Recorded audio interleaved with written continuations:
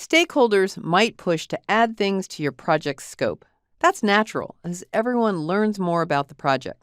Problem is, stakeholders aren't so keen to increase the budget or lengthen the schedule to include those things. That's why you need to manage scope. That tendency for scope to increase is called scope creep, and it's as nasty as it sounds. Someone catches you in the hall, says, "Hey, can you add this to the project?" and scurries off to a meeting. Guaranteed, that person expects, or at least hopes, you'll add the request to the project without adjusting the schedule or budget. If you do, that's scope creep. Scope can change for other reasons.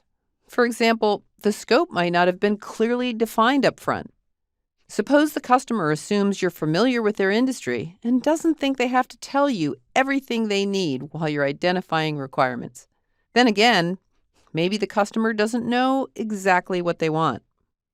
The best way to prevent scope creep is to identify scope clearly during planning.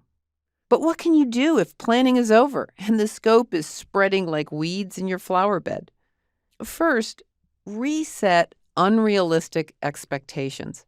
If the customer is asking for features that are clearly out of scope, point out that they aren't in the scope statement. You can talk to the customer about the schedule and budget changes needed to add to the project scope. Also, make sure the customer and your team understand that undocumented, informal changes aren't acceptable. Explain that in the future, requests must go through the change management process.